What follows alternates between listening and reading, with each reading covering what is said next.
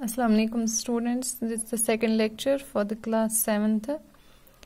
We were discussing about the democracy and which are the reasons that makes the democracy most popular, the most favorable choice of the people. As we saw the reasons why democracy is popular.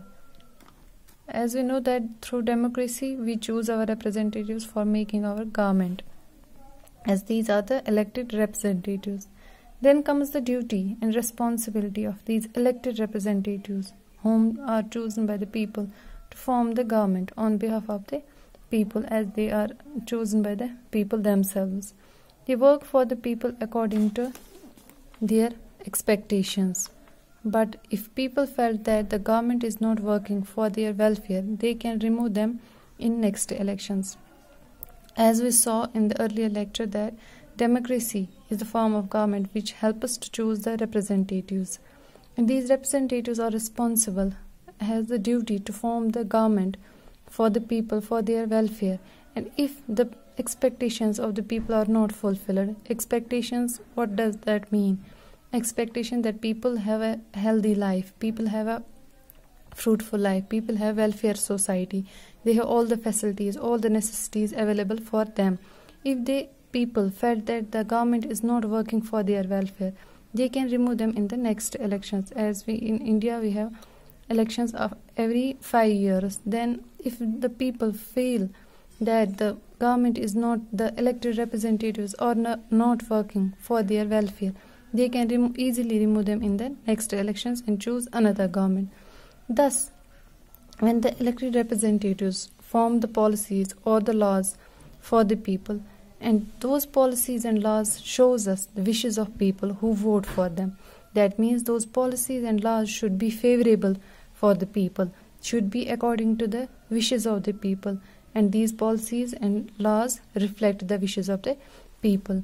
Now, when these laws and policies are brought before the people, now there comes the public opinion or the feedback of people.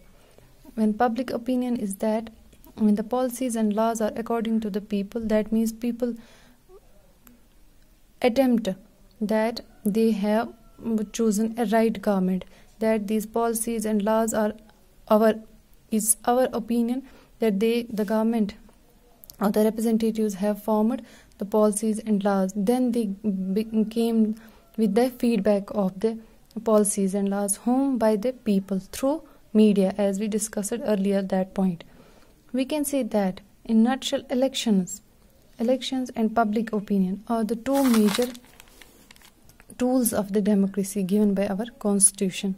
As you know that constitution is the body which consists of many laws, and is the body of laws which guides our government to form the policies and laws for the people, and it is the constitution which gives the democratic form of government. And now the elections and the public opinion are the two basic tools of democracy. That means through elections we choose our representatives, and those representatives form policies for us, and those policies and laws reflect the public opinion.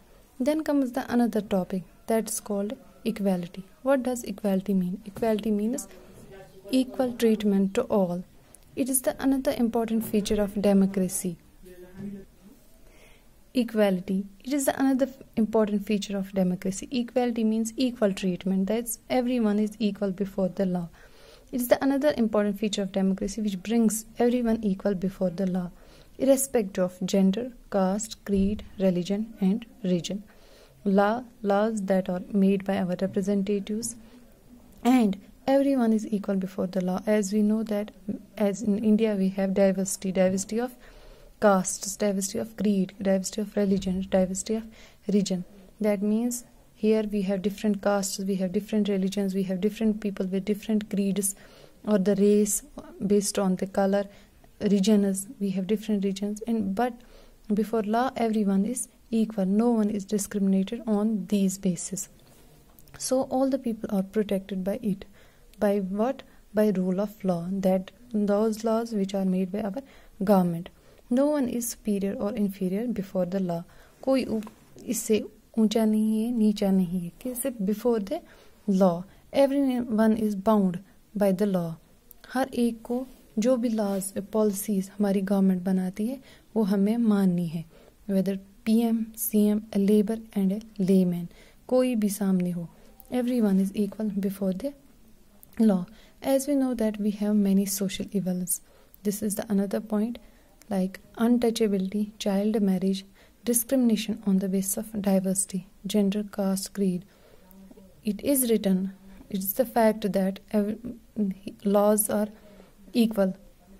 That means no one should be discriminated, but the reality is different. The facts are different. Still, we are discriminated on the basis of untouchability because we have many castes.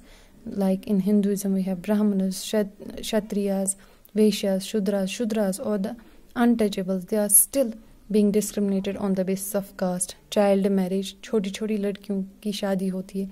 These are the evils of our society which are still prevalent in our country.